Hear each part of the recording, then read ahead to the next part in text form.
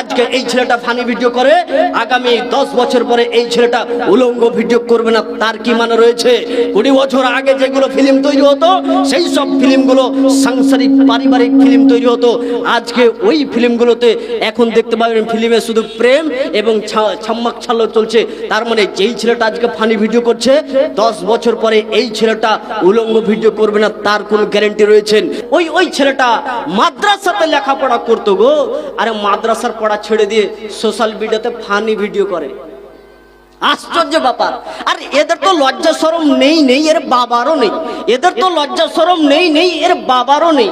আর যে নিজের স্ত্রীর ভিডিও করে সোশ্যাল মিডিয়াতে, একে কি বলবেন? একে বেহায়া বলবেন না তো কি বলবেন? জি, সোশ্যাল মিডিয়াতে নিজের স্ত্রীকে নিয়ে এসে ভিডিও করে।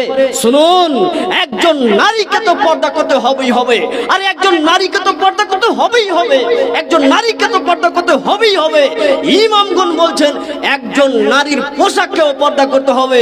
যদি একটা পোশাক বাইরে মেলে দেওয়া হয় তাহলে যুবকেরা দেখে তদন্ত শুরু করে দেবে, এই নারীটার পোশাক যদি এত মোটা হয়, নারীটা তাহলে কত মোটা আছে। পুরুষের চোখ বিজ্ঞানী ফেল, কম্পিউটার ফেল। নারীকে তো পর্দা করতে হবেই হবে, নারীর পোশাককেও পর্দা করতে হবে।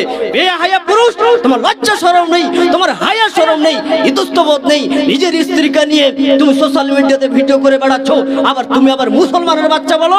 ছি, তোমার লজ্জা করা দরকার ছিল, তোমার ইতস্তবোধ থাকা দরকার ছিল। তুমি একজন মুসলমানের বাচ্চা। শুনুন, আপনি আপনার পরিবারের ব্যাপারে একটু সজাগ হন।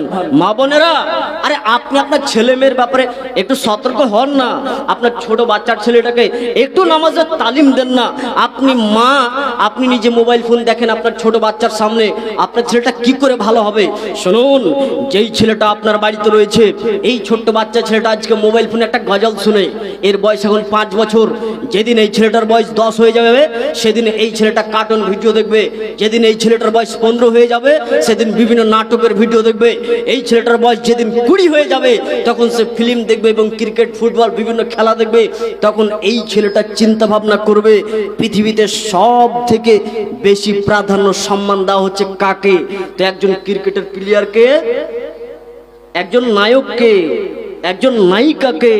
এই ছেলেটা তখন ইমাম বুখারী, ইমাম শাফির মতো একজন বড় আলেম তৈরি হতে চাইবে না, সে তখন তৈরি হতে চাবে একজন ফিল্মের স্টার।